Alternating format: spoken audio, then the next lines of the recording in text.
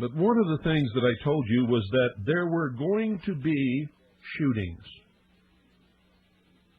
in schoolyards, in schools, in shopping malls, in McDonald's, in fast food restaurants, all over the country, and these would continue until guns were so demonized that the American people gave them up willingly. Well, all these things came to pass. But we're still not willing to give up our guns, and this has them in a quandary, which means something terrible is about to happen. And I told you that all of these people, whether they were adults or children or whatever,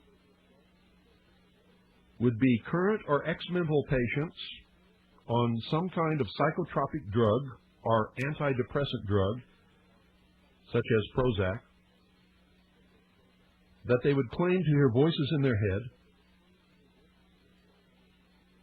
and that they would either try to attempt suicide, or if they were caught in the act of trying to attempt suicide and weren't able to do it, they would try to provoke law enforcement or whoever to kill them. Well, most of them have succeeded in committing suicide. Some of them were captured before they could actually do it. Tonight I'm going to tell you the story of one young man, a child actually. His name is Kipland Kinkle. Recently, Frontline did a feature story on this episode, but Frontline left out a lot of things. And Frontline did not report it honestly, although I really believe that the reporter giving us the story thought that he was reporting honestly. He doesn't know what I know. He's probably never heard me speak. I can tell you for a fact he does not listen to this broadcast, doesn't even own a shortwave radio. Certainly doesn't live in the Round Valley of Arizona.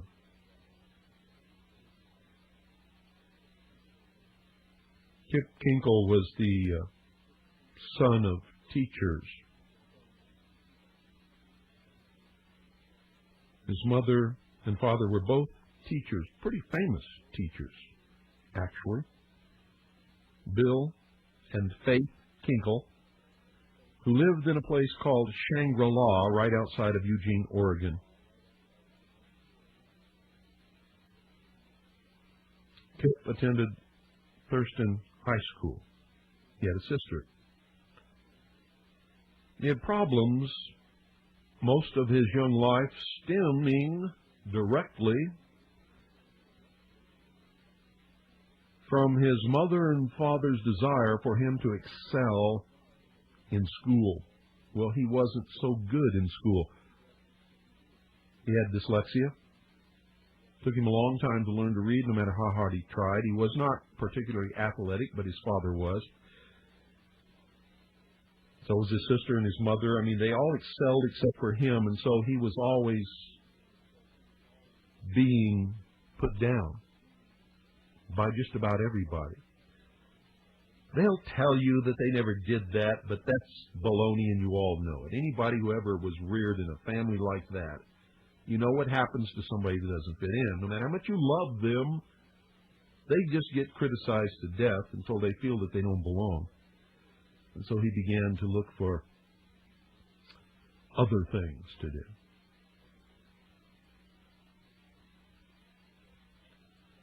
And he found other things to do. They got him in trouble. Not big trouble. Most of the things that Kip Kinkle got in trouble for and was just thoroughly demoralized over were things that in my youth nobody would have even thought about. And in fact, me and many people I knew did some of the things that Kipland Kinkle did, and it was no big deal.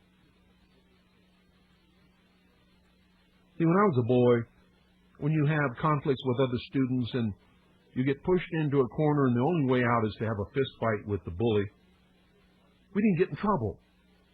In fact, if I went home and told my dad I was in a fist fight with the school bully, the first thing he would ask me is, who won?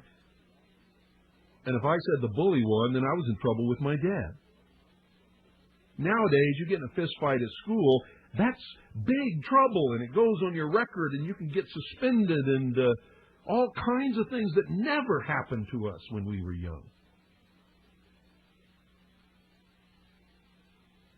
You see, these people who run the world now, and who run the schools now, and who run society now, and run communities now, think that they're going to eliminate human nature.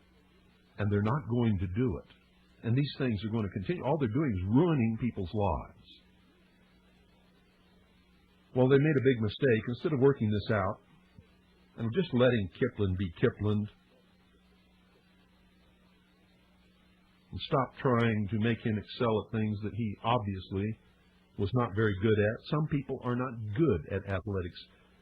His father actually forced him to go out for the football team at Thurston High School. This is high school football, ladies and gentlemen. Kipling Kinkle weighed 120 pounds. I played football in high school.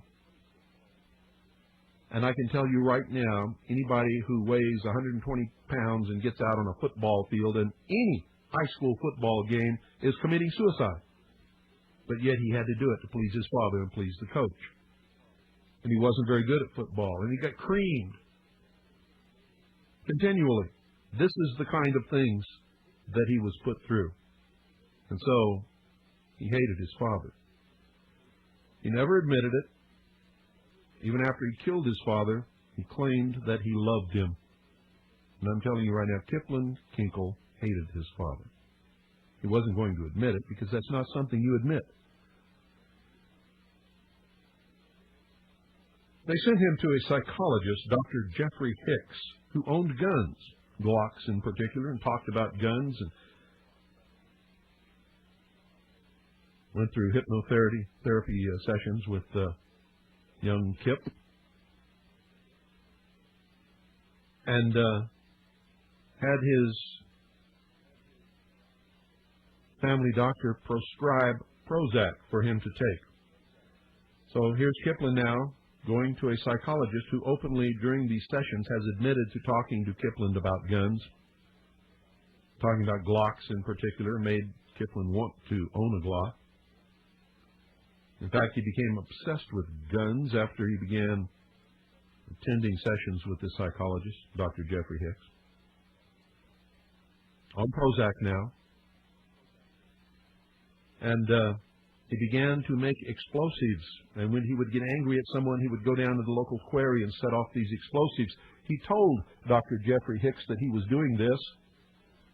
And Dr. Hicks never, ever told a single soul, not even his parents, that he was going down to the quarry and setting off explosives, homemade explosives. In fact, Kipling Kinkle became an expert at making homemade bombs. He pestered his parents and made life at home holy hell until his father bought him a Glock. 2 rifles. And Kip on his own collected a whole bunch of other guns and rifles and all kinds of things. He listened to Marilyn Manson music. One tune he played over and over and over again, and the only lyrics in the tune are no forgiveness, no salvation. No forgiveness, no salvation. No forgiveness, no salvation. And another one, shoot, I want to shoot, shoot, I want to shoot, shoot, shoot. Shoot, I want to shoot, shoot, I want to shoot, shoot, shoot. He played these 2 songs over and over again till it almost literally drove his mother crazy.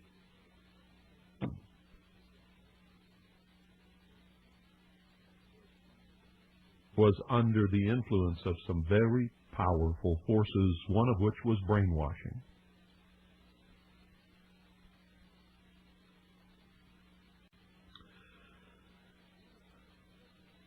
But one of the things that I told you was that there were going to be shootings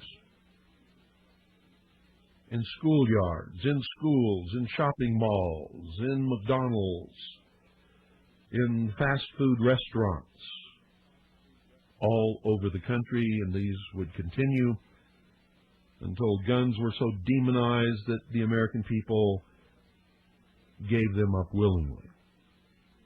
Well, all these things came to pass. But we're still not willing to give up our guns, and this has them in a quandary, which means something terrible is about to happen. And I told you that all of these people, whether they were adults or children or whatever, would be current or ex-mental patients on some kind of psychotropic drug or antidepressant drug, such as Prozac, that they would claim to hear voices in their head, and that they would either try to attempt suicide, or if they were caught in the act of trying to attempt suicide and weren't able to do it, they would try to provoke law enforcement or whoever to kill them.